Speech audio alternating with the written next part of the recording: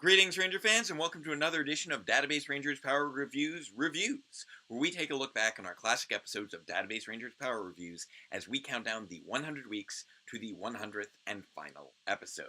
Welcome to everyone already in the chat. Happy birthday in advance to Rudy. Good to see you, Sean, Jenny, Nightwing Josh. Chris, for Memorial Day, my parents will be coming to visit, so they'll be coming up to see RJ and just, have a bit of family time. And then, obviously, the rest of the long weekend will basically be spent trying to edit 97, which is coming along. I have finally been making some decent progress again after, getting knocked out by by the whole stomach virus, vasovagal syncope string of episodes. It's not as far along as I would like it to be. Obviously, I haven't released the trailer yet, so it's not coming out this weekend. I'm going to see how things go across the course of tonight and tomorrow. But it is my sincere hope to release a trailer this weekend. I'm getting very close to being in a good position to be able to do that. Tragically, it will not be by the end of this month. But hopefully it will not be more than a week into next month. And hopefully this won't set me too far behind on the remaining 3 episodes. We shall see. I'm just kind of playing it by ear as best I can. It's really amazing to be this close to the end, and it just kind of sinks in more and more as I continue to work through the episode. Like, after I finish 97, there's only going to be 3 more, and that is crazy. Good evening, Lumina. Good to see you as well. And Jenny, I hope you enjoy the parades. Back to back. That's gonna be crazy. So this is obviously a very big episode that we are covering tonight. And we have also reached another big milestone. I was a little uncertain. I had to just check because I've had moments throughout the week where, like, I gain a subscriber, lose a subscriber. Gain a subscriber, lose a subscriber. But we are now finally there. We have hit 4,000 subscribers. After all this time, we finally made it. I had so many fake outs across the first half of this week, but we are now at 4,002 subscribers for Database Rangers Power Reviews. So thank you to our new subscribers. Thank you so much. It has been such a long journey to get here. Almost 10 years. Almost 10 years, but always continuing to build. And we finally hit that 4K mark. So obviously, the whole channel becomes much clearer now, because now it's 4K. So yeah, I want to thank everyone who's followed along this far. Thank everyone who's hopping on now. You're coming up on the tail end of a very long journey that hopefully won't be too much longer as we work towards that final episode by the end of this year. But speaking of finales, I don't want to delay this one. This was the biggest episode I've ever done, and in terms of time and effort, might be the biggest episode that I ever do, considering how short a time frame I have left to work on the final few episodes. But before we dive into that, let us not forget our 3 equally non-controversial phrases. So, number 1, say it with me, chat, Black Lives Matter. Number 2, say it with me, chat, fascism is bad. And number 3, say it with me, chat, superheroes are fun. So, let us check in with our favorite superhero, one, Mr. Database Ranger, as we take a look at the Year 2 finale, Database Rangers Power Reviews, Episode 80, our review of Power Rangers Super Megaforce Episode 20, the extended edition of The Legendary Battle. Previously on Power Review. What happened to Mitch and Mary? They've been partnered with alphabet This- soups. They're not human. Rise from pitch black.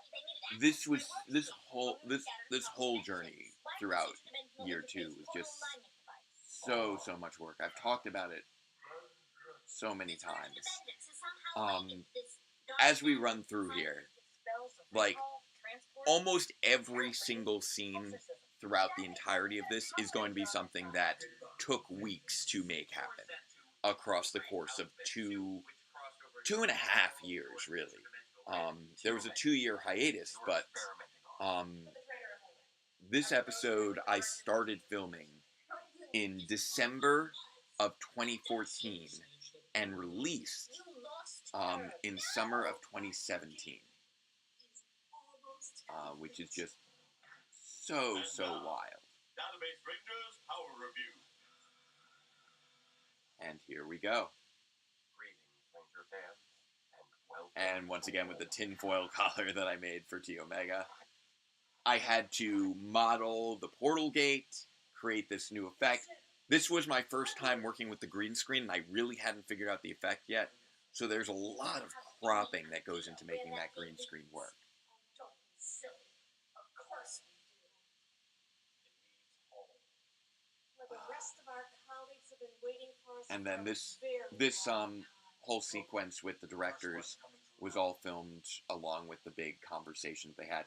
And okay, so each time that you see someone come through the portal, that's a whole cropping sequence. I had to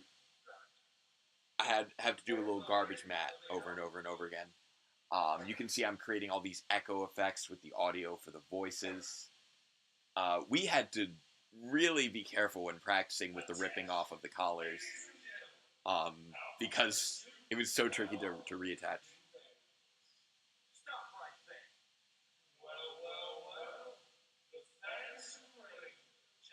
there. And it was so fun to make Agent H be sort of the MC of this invasion, the master of ceremonies for a demon invasion.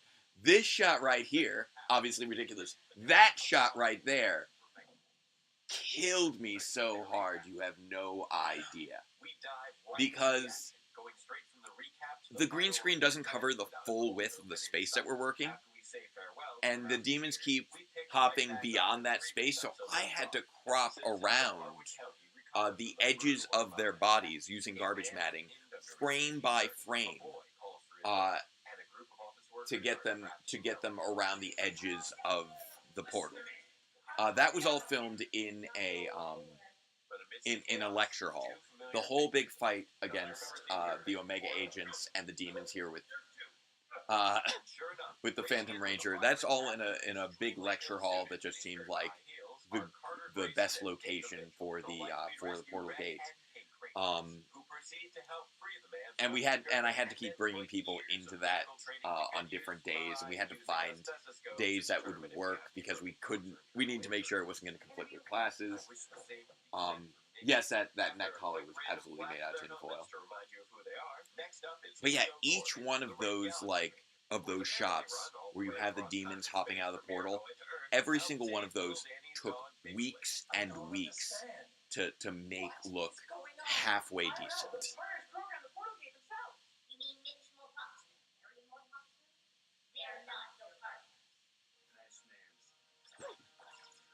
I love using nice names on the Morphopters.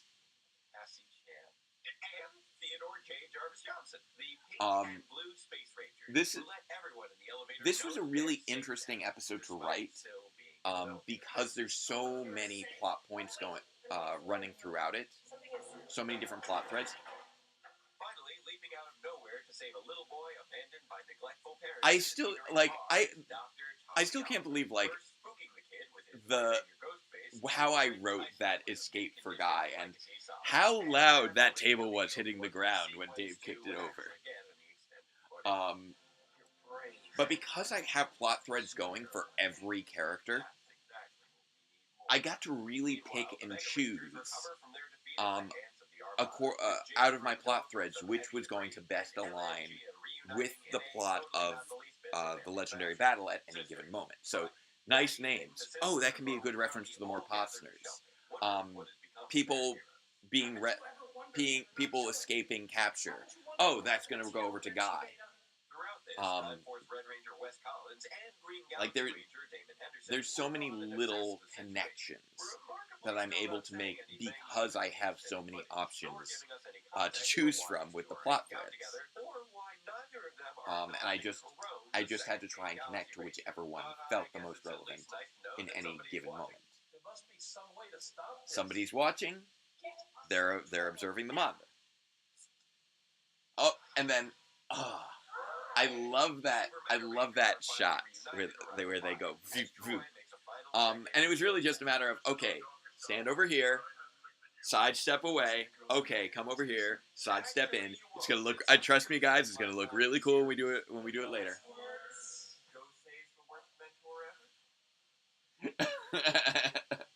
I love how neither of them know what to make of Go Saves the worst mentor ever.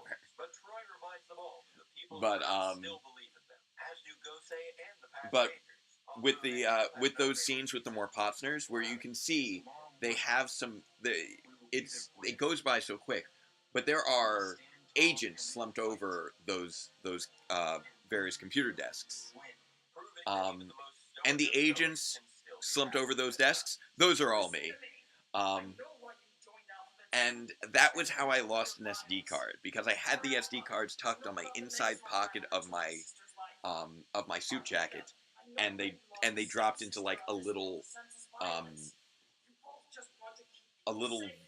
vent in the floor where all the wires ran for all those computer desks. I also love this whole bit of Guy convincing the R agents.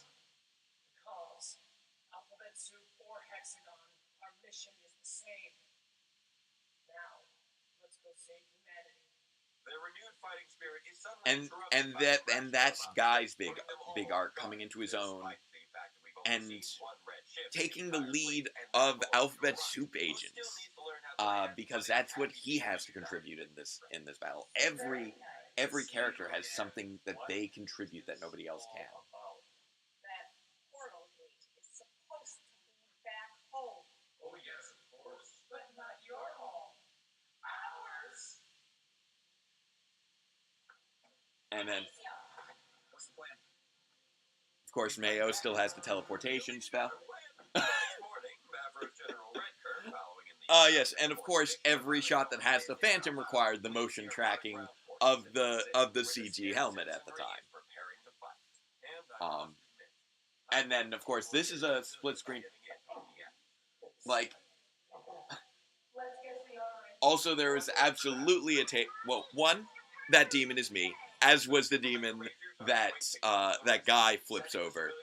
But two, when we shot the demon gets kicked in the face, there was a take where I did actually get caught in the chin, and it knocked the mask back. And the tasers that each of the two R agents have. That is literally a spray-painted Tums bottle with this shot. I'm gonna keep saying that.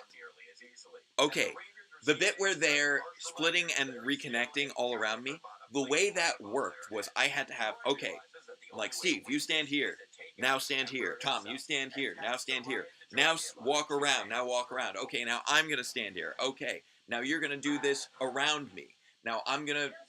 So I had to insert myself in between multiple versions of these people and do the CG effect before doing the vanishing effect.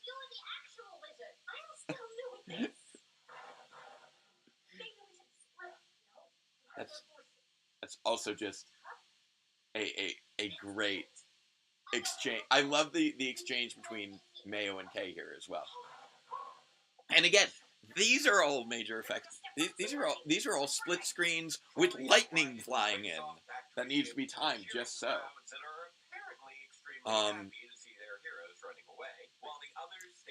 One other thing that's an easy to overlook aspect of the tasering of the demon.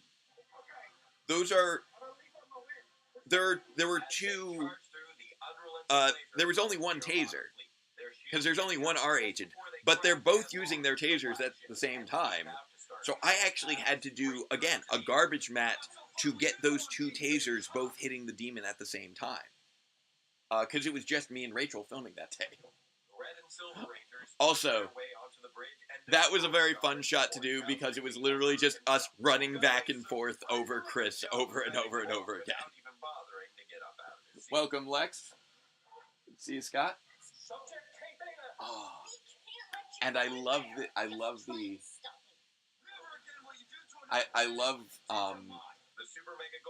that little moment of Dr. K standing up to the directors because it's just so perfect in terms of who she should be paired up against.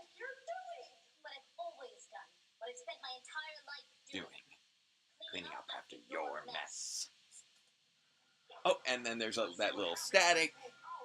The compositing of them into the TV. So I had to search around campus to find someplace where there was an appropriate sliding door for her to be able to hack into and a TV in place.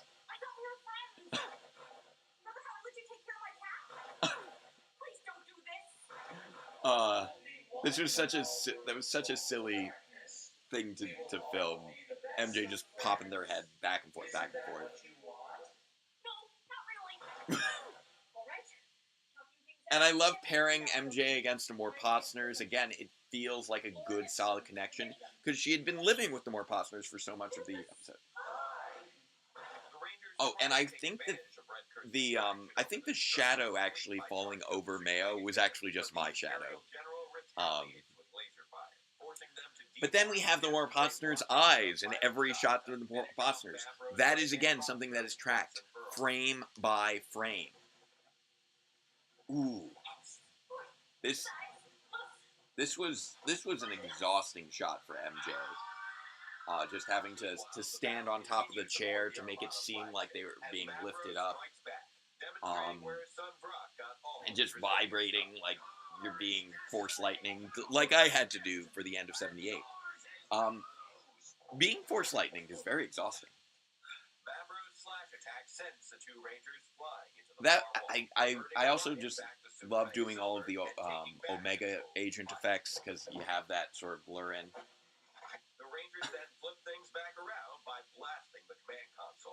That was a shot where I had to have that was a simple fade shot for the most part, but it's still okay. Every time that you're seeing any sort of attack that I do with an Omega agent, where they split and unsplit, every one of those attacks has me look at that. I go to punch, he splits apart and then comes back grabbing. That means that I had to do shots of him dodging without my fist, him dodging with my fist, both times each time, and just shots of my fist individually just to make sure I'd have the coverage. So every single one of those shots that's like 5 different shots.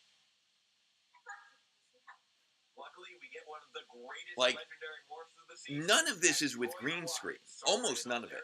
The only stuff where I'm using the green screen is really is really for the portal gate, and I didn't even do a really good job with the green screen there. So much of this would be so much easier now that I actually know how to chroma key. The agents use mostly Nerf guns. Oh, and then there's just a composite of 2 Steves lying on the ground. Oh, and then you see the yellow eyes for the first time, and then the super T Omega effect, where I created this aura around him. That is also, again, garbage matting, frame by frame. I basically trim out around his silhouette, and I layered on with rough and edges. This was another one where I did actually have a green screen for. I hauled the green screen down to that location to try it out so that I could still have Dave in the center and flanked by all those agents. And I love that shot so much. That was the shot that took so long to make happen because I need to get 5 people all together at once, and that is so difficult. That shot took forever for me to actually find a time that would work for everybody. I was very... Oh, and then here we go. There's some more compositing. That's some more use of the green screen. Because we have the same agents both on top in one level and also on the bottom level. Plus, I'm placing in the lasers. So those I'm doing, again, with garbage matting. So I'm basically carving out little rectangles, tossing a rough and edges effect on them to create this glow, and then animating them across the screen. Again, these are mostly like Nerf guns.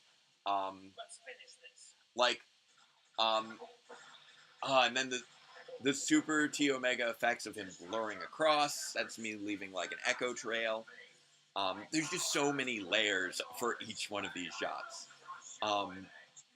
Guy's laser whip sword thing is actually just the scope from a Nerf gun.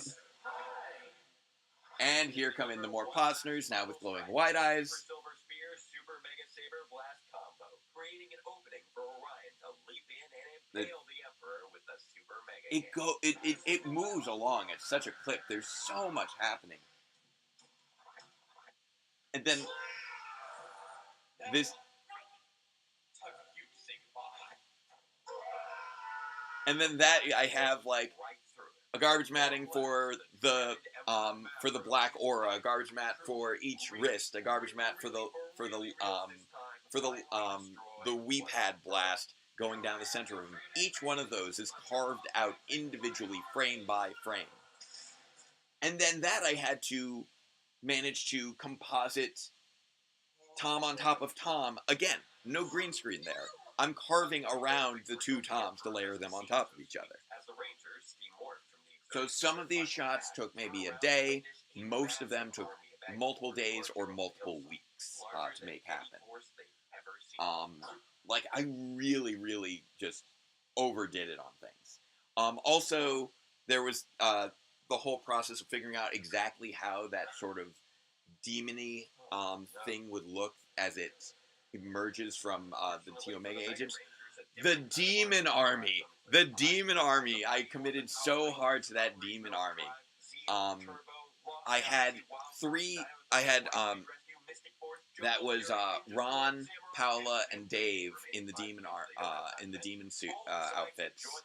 And I had them just do all these different little menacing moves and then switch positions. And so I layered them all on top of each other in such a way that I was using all the different takes are in there. So that way every demon is engaging in a slightly different motion. So I wouldn't create that very obvious copy-paste effect that you'll often see with these giant crowd shots. Every demon is having its own separate motions. And I had to copy it, and then shrink it a little bit behind, and then shrink it a little bit behind, and shrink it a little bit behind, to just slowly fill that out to the point where I believe there were 60 demons in those shots, which means that's 20 layers deep.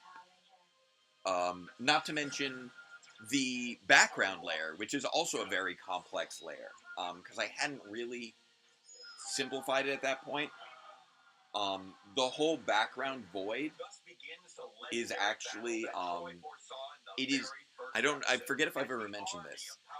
The hiatus void swirls is actually stock footage of worms, earthworms, that I tossed all these filters on and just layered them on top of each other. And then after having my three demons do the big crowd, then I did the whole fight scene with them. That was all filmed in the old apartment with the green screen in the living room. That one flying kick to knock out the shoulder, I actually had Um, I had I forget which of the three that one was. I had them actually kneeling down so that I could jump and do the kick, and then when I landed, I kneeled down. But because you're only seeing us from the chest up, you can't tell that we're kneeling, and it plays like standing. I just had to make sure to keep my posture just right.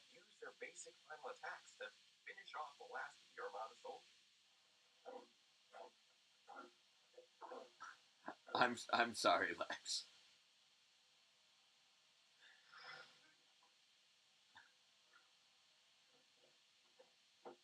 Oh, and then that was literally we just had we had each of my 3 demon stuntmen leaping onto a set of couch cushions in front of the green screen. Like, I overshot on so much with this episode. I put so much work into it, and it was so hard to make happen. I'm really pleased with a lot of it, but I recognize there's still plenty of stuff that, even at the end of everything, still was rough. Like, I could see the more Posner's eyes didn't always track right. And there are certain things where it looked okay in editing, but then the final export and encode it looked choppier than it did when I was working on it. And it's because of how things sort of blend together when they actually render out all the layers. And then again, here we've got another split screen. This is more use of the portal gate that I'd scanned. I needed to track again the effect for that laser for the exotic matter beam blast.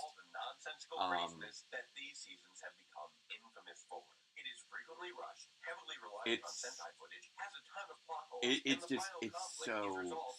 was such a challenging process. And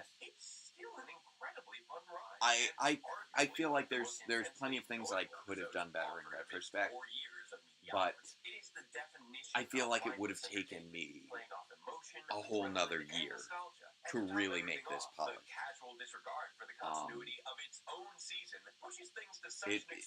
It was such a huge challenge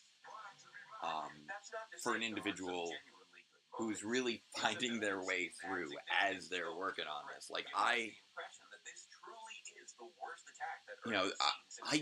really wasn't 100% sure how I was going to pull off a lot of these shots, and I just had to go for it. And while I will admit that not everything really came out looking clean, just the fact that I was able to accomplish it, was just tremendously satisfying. And the story of episode 80 is also just such a roller coaster ride, because everything is happening all at once. It runs so fast.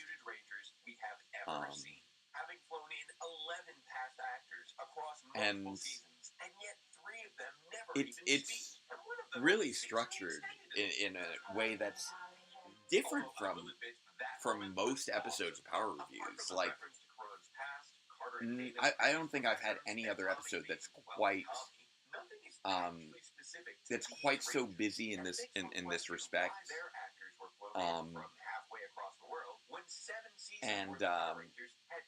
And then for the final conclusion, I decided to just go full voiceover for the concluding thoughts, because I felt like the culmination of the action for the Power Review story should culminate with the action of the legendary battle.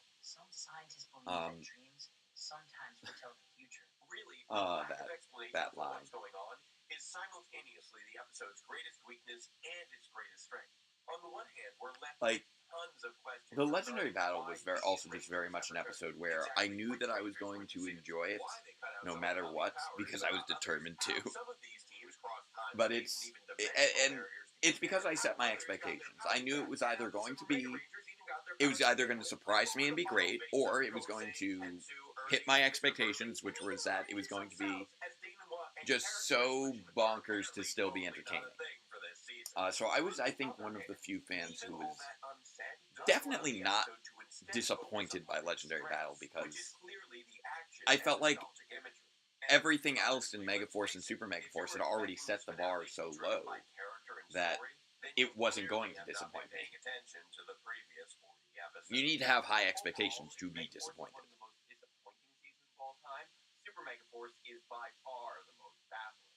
There may have been more fun to be had, but at what cost? And then here we have the final thoughts as we all wrap up and head out. We just teamed up to save the world, and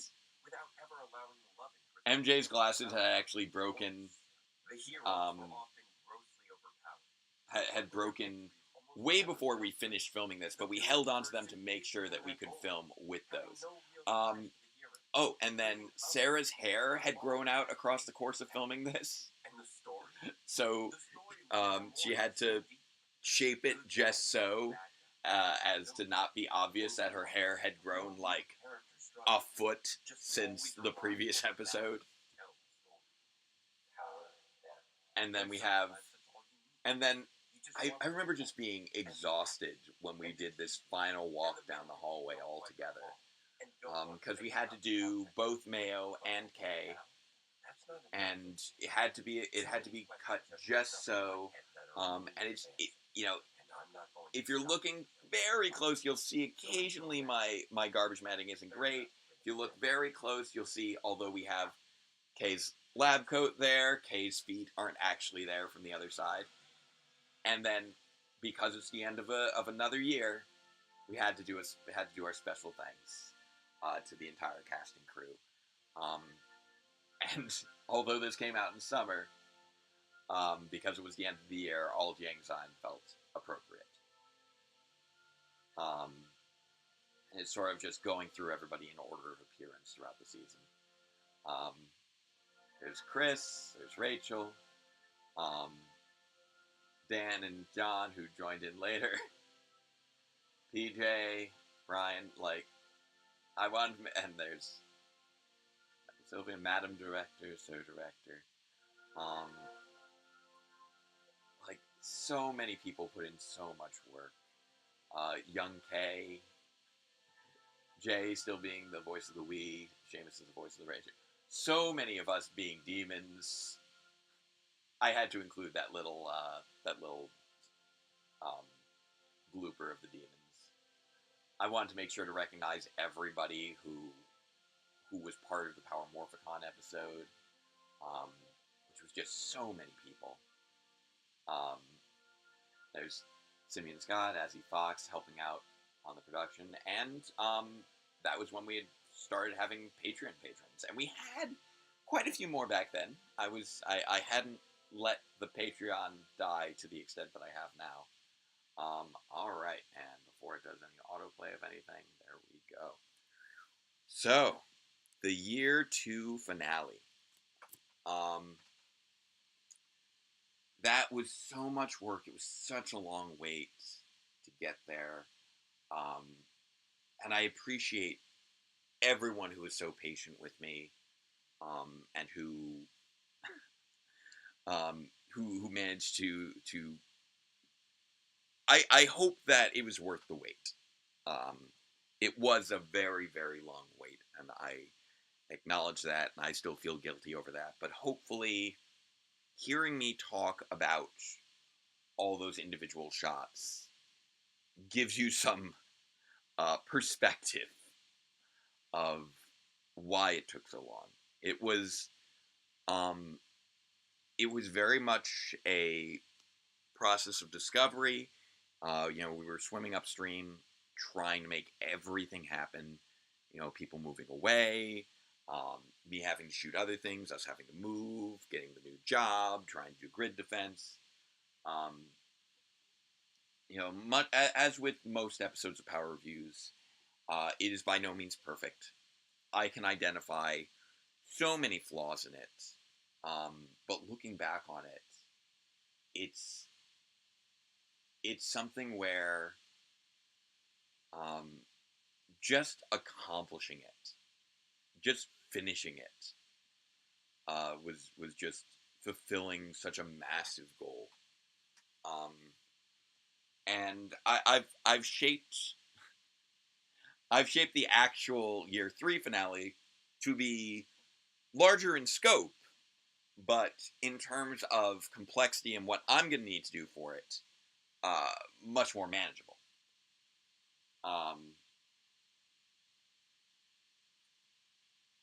Yeah, I still need. I know that Power Rangers Universe just had its last issue released this week. I still need to read the last issue. I have read issue 5 now. I do find it just tremendously ironic that, like, the Phantom Ranger has a fated nemesis, it seems, and I'm not the only one who decided that. I just find that hilarious. And yeah, it's so feel free to share your thoughts with me on the year 2 finale, because that episode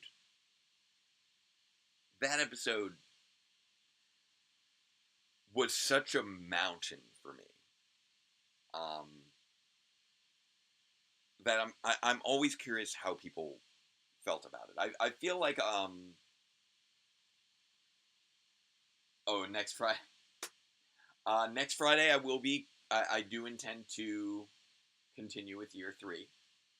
That is at least my current intention.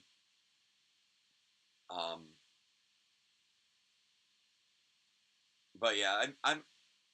This is one where I don't usually talk about the comments, but I just I really appreciated all the people who offered their congratulations on um on me making it through, because I know that you all know how challenging it was for me, and I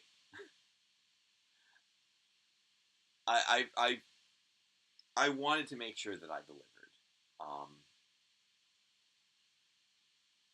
and there's so many questions that are left unanswered there, and there are plenty of things that have since been addressed, as we've gotten into more details about the more Potsners. Um, we got actually into why specifically Mayo's tablet works uh, against the demons, um, because it's Sumerian magic, connecting to the Sumerian planet. We also just had so many little character drops here, like the reveal that the landlord was behind the Morposners and the Omega agents and the demons, and that all of that connects together.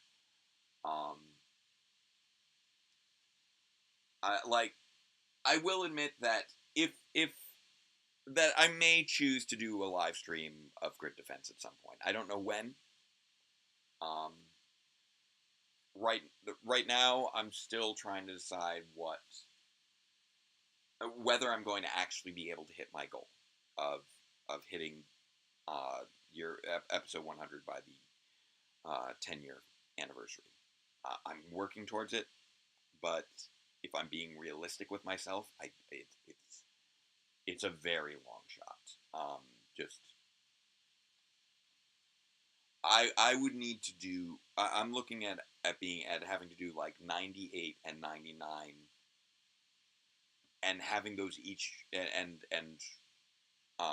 and episode 100 across the course of really 4 months, and that's a lot of work.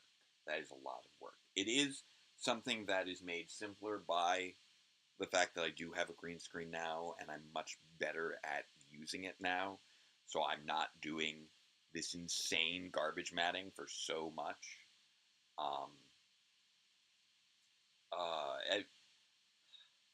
And, if I had had,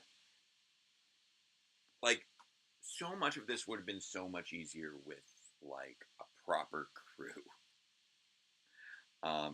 Obviously I have my actors to help me out, and I had my assistant editors, but it's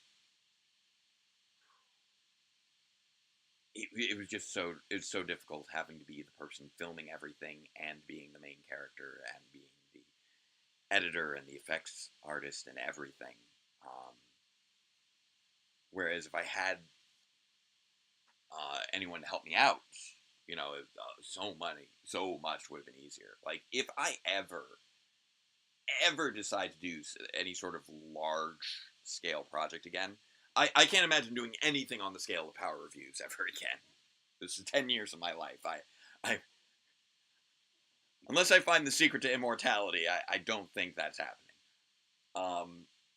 But if I ever decide to do some sort of large scale project again, I need to recruit a crew.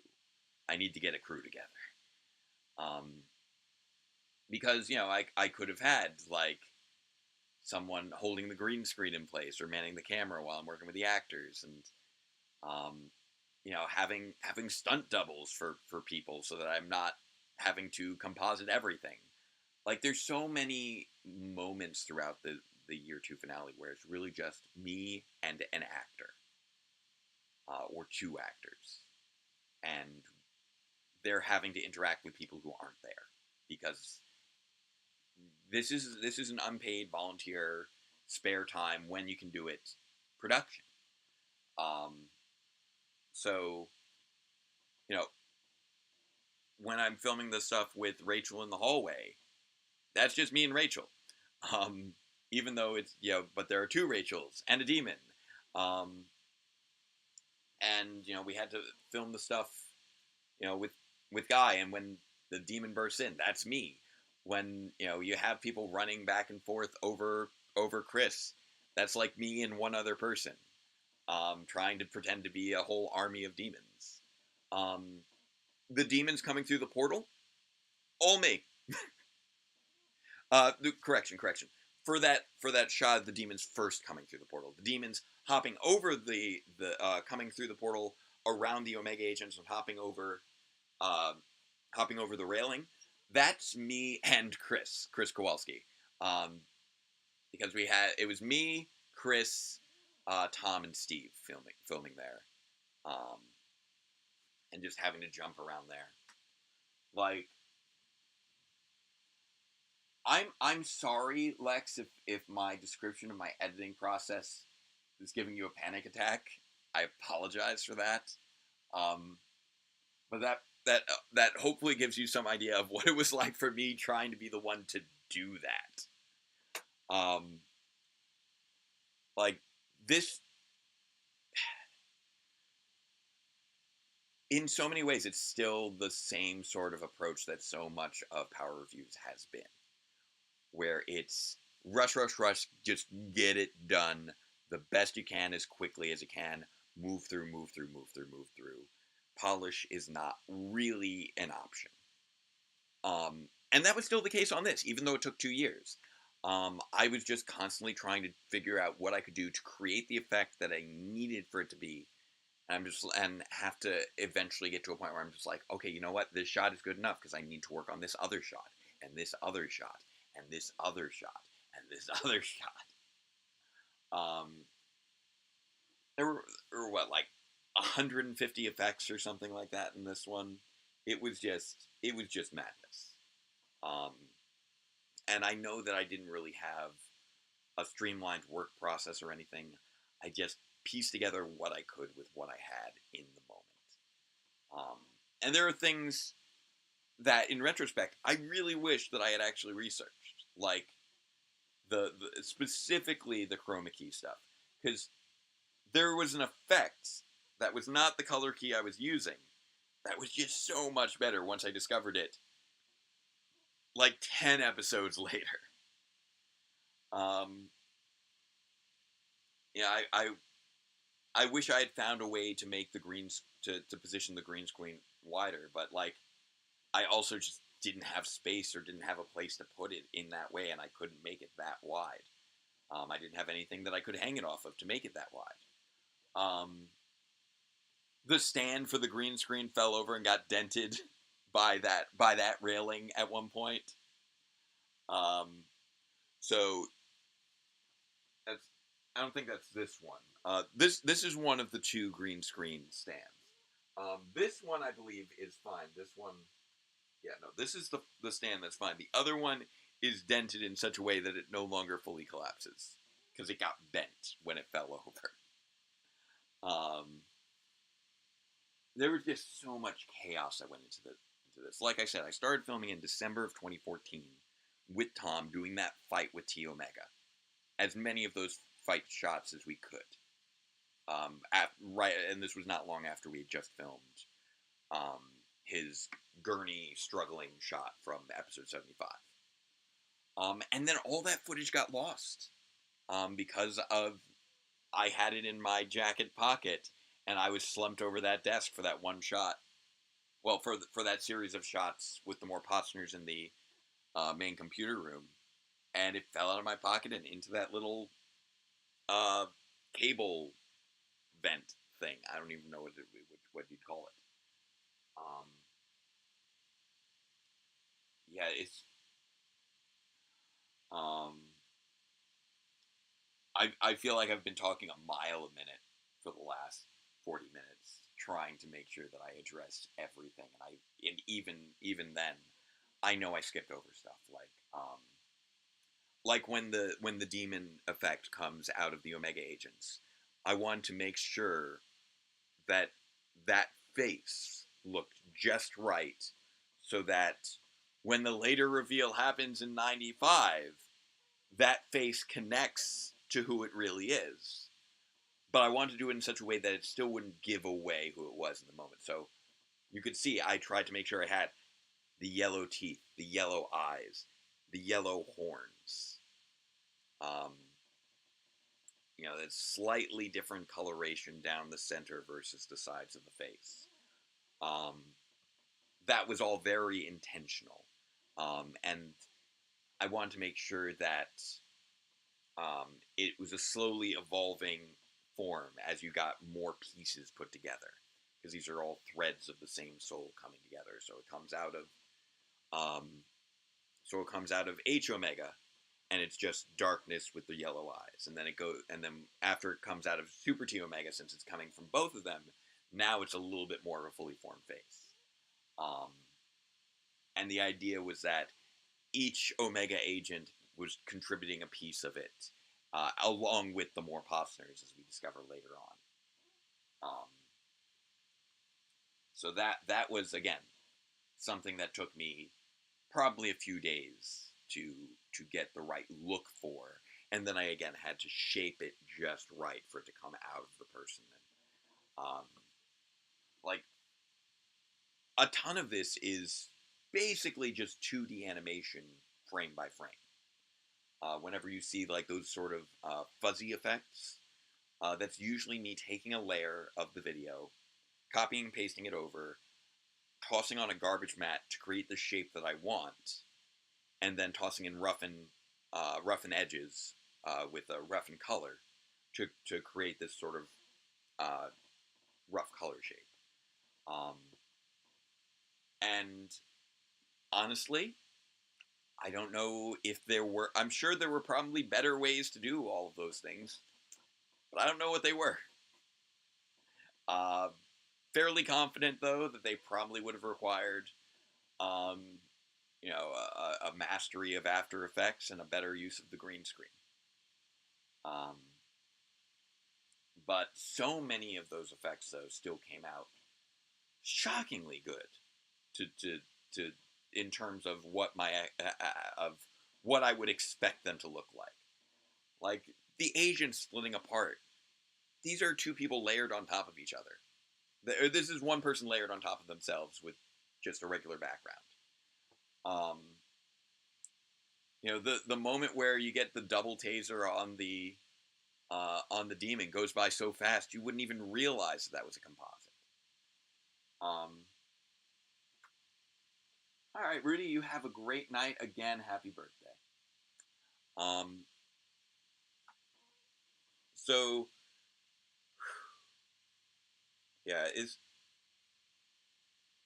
the feeling that I've been getting lately working on 97 has been very similar to the feeling that I got finally finishing episode 80. The feeling that, oh, this is crazy. Am I finally going to be done with this? Will I finally actually be finished with this thing that I've been working on for years and years? Well, in this case, it was 2.5, which was just mind-boggling at the time. And now with 97, it's more seeing not the end of this episode per se, but the end of the series being in sight.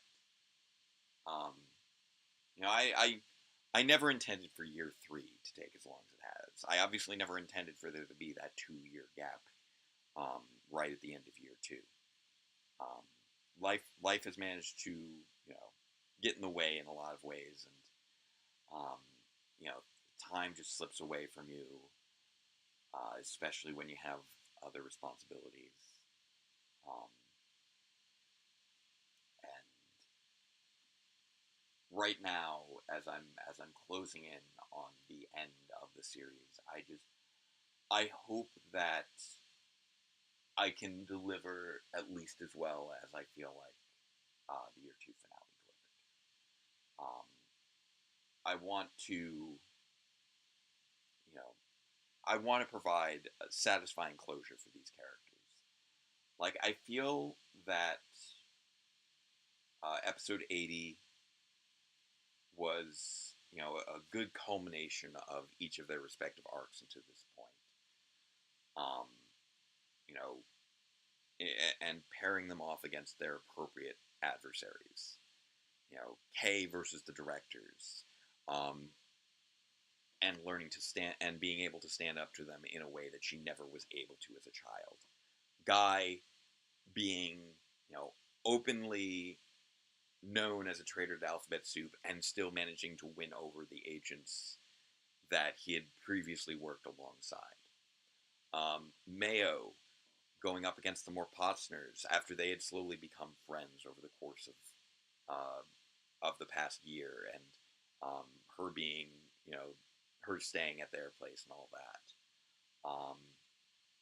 And Database dealing with not only the Omega agents, which had already been adversaries for him, but then, and the demons that we had seen at the end of year 1, but also seeing the landlord for real and getting our first look at, I didn't even mention it, but that was our first look at K Alpha.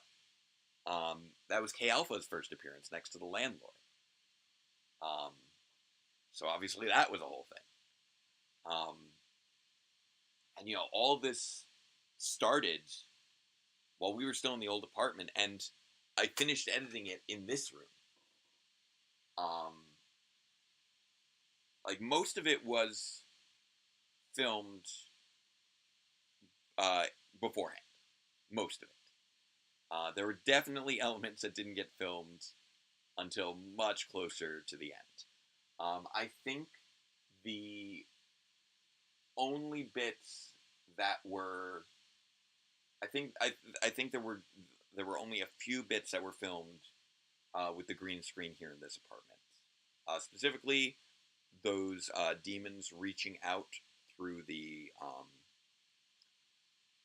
portal gate. That was me here. And I feel like possibly 1 or 2 shots of Phantom falling through the portal gate as well. And there's still elements of the year 2 finale that are still being addressed. Like there's a little line that Database has at one point that I poked fun of while we were going through it, but it is actually a bit of foreshadowing for something that's coming up. You know, this episode is still very relevant to what is currently happening in year 3. And I wish I could talk about more. I wish that 97 was out, so I'd at least be one step closer to being able to talk about more things. But once again, life gets in the way. Obviously, my computer was dead for 2.5 weeks. I was dead for a week. Hopefully, I can survive a little bit longer to get through all this.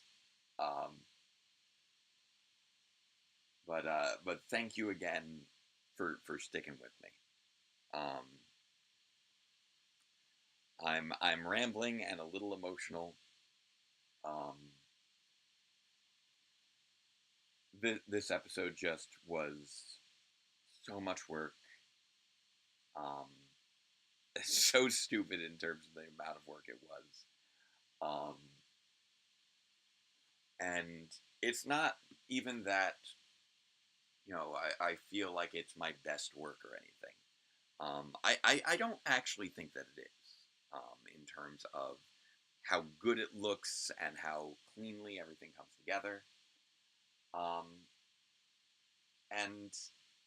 But it's one that still holds a very, very large place in my heart because of all the blood, sweat, and tears that went into making it.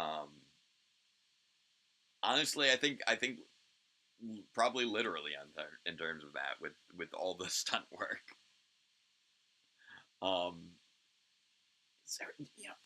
I barely even talked about that. There were so many fight sequences in there too.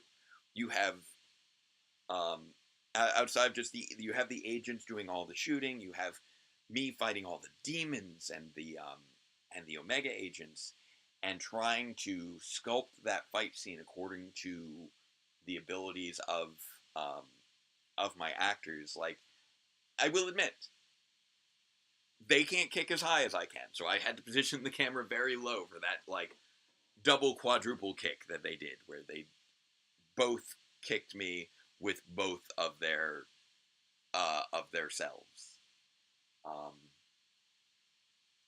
Yeah, and then just the nature of how the Omega agents operate was always going to be complex. But yeah, going through just piece by piece by piece, just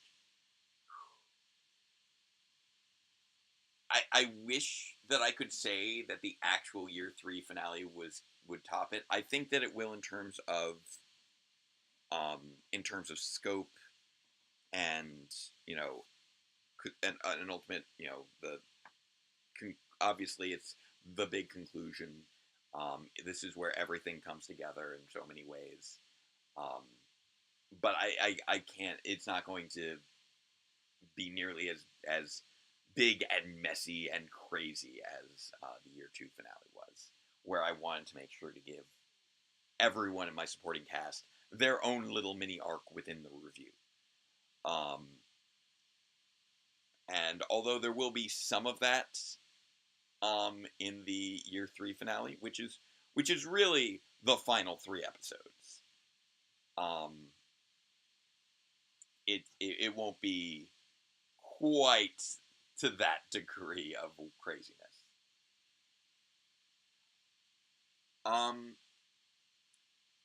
The new Phantom Armor, I would say it's about comparable in terms of ease of movement. That one, I would say that the new one's probably more durable. The old one definitely got banged up by the end of this. By the end of the year 2 finale, keep in mind, I was filming in that cardboard paper mache suit that I made. I was filming fight scenes for these episodes for 2 straight years. That thing got beat up. It was peeling off. It was falling apart. So I knew I had to make a new one for year 3. I also just delayed a lot of Phantom stuff as far as I could because I had ordered this and it took so long for this to arrive. This took over a year to arrive. I really didn't want to have to film everything without the helmet, but I basically ended up having to film everything without the helmet because I didn't have the helmet yet. That's another thing. Given the opportunity, I would have wanted to do this with an actual helmet. Trying to film all of those fight scenes and CG that head over all of it was just so much work. Because I also need to make sure that nothing is going in front of my face if I can help it. But sometimes things need to go over my face.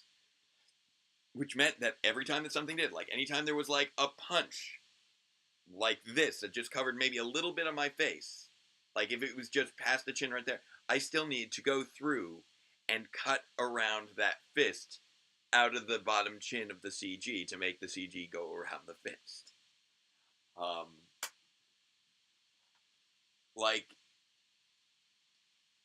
It looks rough in the end, but you have no idea of how many rough spots got smoothed over. No idea of how tricky it was just to get those rough spots down to it just being rough spots and not completely a mess. All right, so it has now been an hour. I feel like that was this. I felt like this episode deserved an hour's worth of discussion. Unless anybody has any remaining questions. I tried to be thorough in my behind the scenes look at this. When did the helmet arrive? The helmet arrived, I want to say, in early 2017, I think. I think I ordered it. I think I ordered it in late 2015 and it arrived in early 2017, I want to say. I think that was it, if I recall correctly.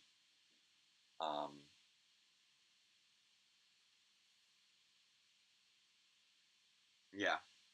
Yeah, I need to have I need to find a good transition point. I was hoping that year 2 finale would have been an opportunity for me to just show off a fancier version of the armor. I just didn't have it yet. So that was one of the other things that led to delays. There were a lot of shots that are just the Phantom or just me and MJ that were filmed much later in the game. I think the final walk down the hallway was one of the last things we filmed, and I think that was summer 2017.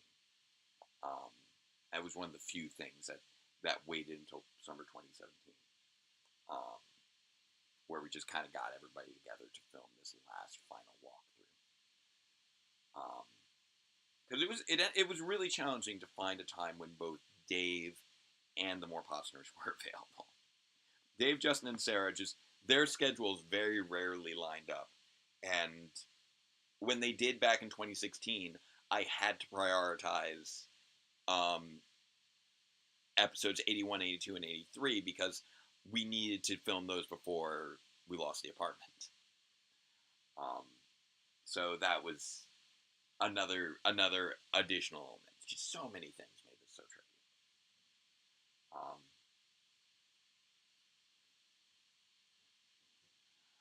Anyway, so thank you for listening to me ramble so hard. I definitely got very rambly there. Um, Definitely still feeling emotional. Um, there's so many things I wish I could have done better, and there's so many things that I'm so proud of. It's definitely an episode that I have a lot of conflicting feelings about. Um, but I'm just so happy I was able to do it and then continue past that.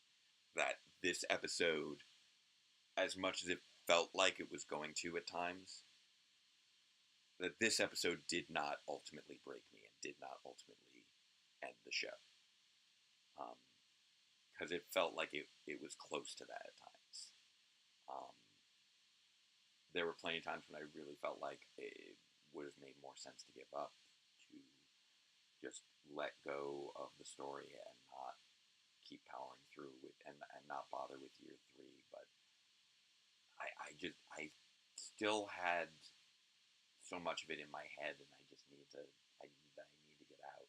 And I'd already done so much for year 3 while I was working on this that I really wanted to get there. And I'm there now, and I'm so close to the end, and I want to make it to the end, and to finally have all of this out and done, and have that weight off my shoulders, so that I can breathe and think about what'll come next, because I don't know what comes next, and I can barely even think about what comes next, because I'm just so overwhelmed by what I'm working on now. And I'd like to move past that feeling and to feel about the series like I did about the year 2 finale.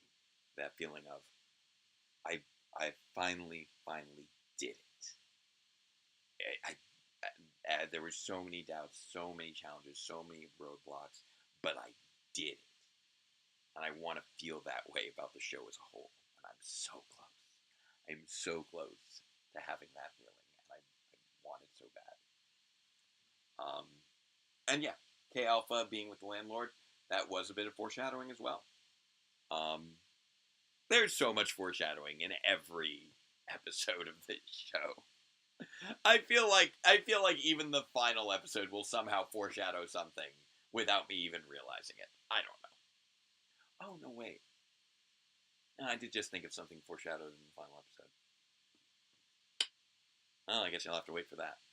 So, all that being said, thank you again for joining me. Thank you again for indulging me. And don't forget that this Sunday will be the last rapid run through and deeper look for the first half of Dino Fury. After that, it will be a break from the deeper looks and rapid run throughs until Dino Fury returns, whenever that might be. Hopefully late enough in the year so that it won't conflict with all the work I'm doing in Power Reviews right now.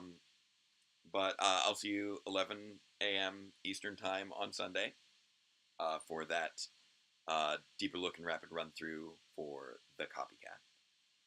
But before we go, Sean's already jumped on it with our remaining 3 equally non-controversial phrases. So, number 1, say it with me, chat. Love is love. Number 2, say it with me, chat. Trans rights are human rights. And number 3, say it with me, chat. Robots are cool! And I like them so much better when I can physically, have them and not have to CG them over my face. So, thank you all again. I hope you have a wonderful Memorial Day weekend. And until next time, farewell, Ranger fans, and let the power protect you.